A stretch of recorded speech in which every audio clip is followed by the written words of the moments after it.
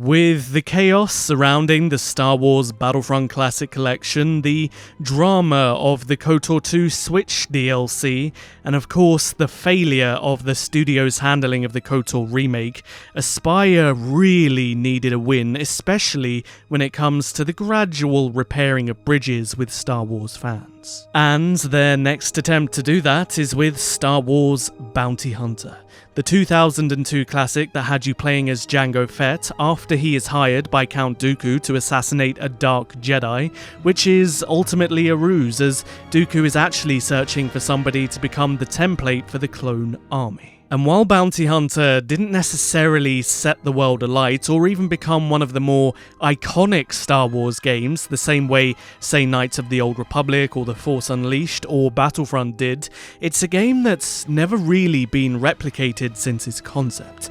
And it's the only way for Star Wars fans to scratch a certain gaming itch, and in truth, it's amassed a little bit of a cult following. But does this remaster restore any faith in Aspyr and do the game justice? And more importantly, does it make Bounty Hunter worth buying and worth playing in 2024? Let's get into the video. So firstly, let's talk about the thing that most of you are probably wondering. How does it look? Now, they don't specifically call this game a remaster. It's very much a port to modern platforms with many quality of life improvements. They stated in their previews that they went into the GameCube's source code to update the game visually, and I will admit, for the most part, the game does look pretty damn good. The updated textures across the board are high quality and they make the game feel fresh. All of the cutscenes seem to be at a higher quality. The sheen and the glistening off of Jango's armor is really cool, and that coupled with the improved dynamic lighting makes certain areas of the game pop a little bit more, and all of the environment, especially the pre-rendered segments such as the cityscapes in the distance, are vastly improved.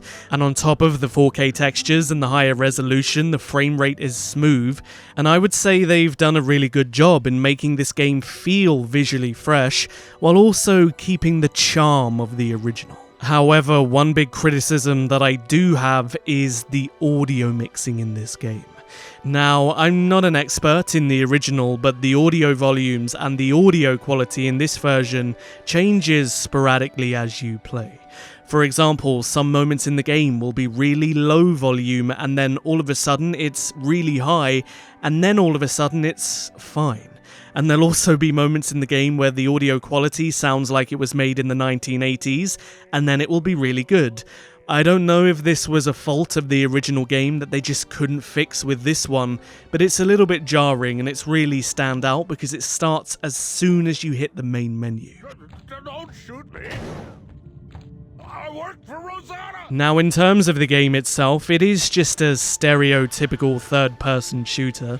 There's nothing exceptionally stand out about it. It is, at its core, just a fun Star Wars story about Jango Fett, which has you going through a sequence of levels, which are honestly quite open and sprawling, and most of the time you're just finding a person or a thing. One aspect of Bounty Hunter that I really loved then, and I still really love now, is the jetpack and the verticality of the game. Because it does have open areas, there are a lot of different layers, and flying around with the jetpack can be extremely satisfying. But aside from the jetpack, the gameplay isn't particularly enthralling. You do just run around shooting literally everything, going from point A to point B. There is a bounty hunter aspect, but instead of it being a core game mechanic, it's more just a collectible thing. As you run around all of the levels, there'll be NPCs that can be scanned, and you can tie them up or kill them and hand them in for a bounty. And this game offers a slow motion perspective while you're doing that, which is, a nice little change, but I honestly felt the bounty hunting aspect of the game was really irrelevant and pretty weak back then, and I still think it's irrelevant and weak now. Also, the game is absurdly easy because the blasters have auto-aim which cannot be turned off.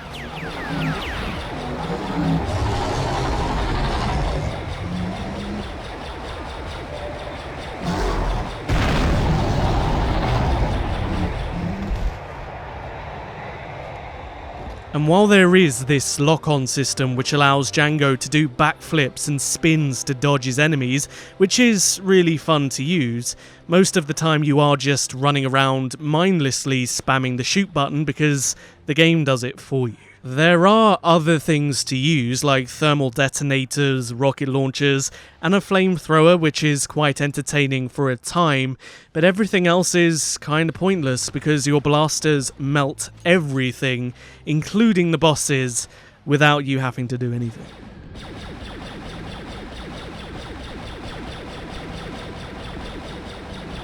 And in truth, the only challenge and difficulty that I found with Bounty Hunter was more fighting against the game itself.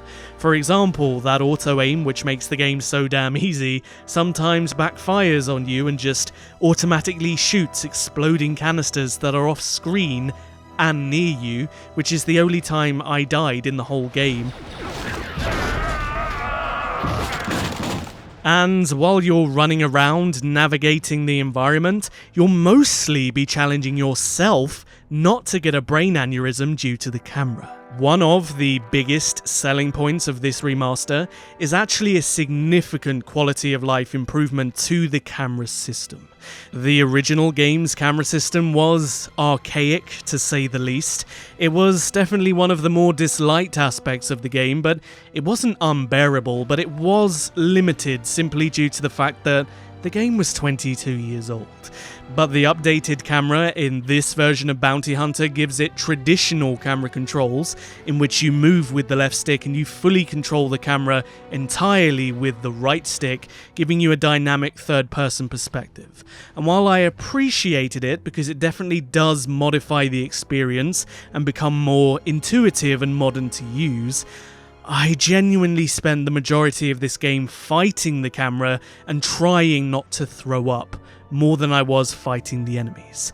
The camera jibs out when you try and lock onto enemies, it jibs out when you're just navigating and running around, and when I say it jibs out, I mean it spins around, it becomes unresponsive, and it gets even worse in more enclosed areas of the game.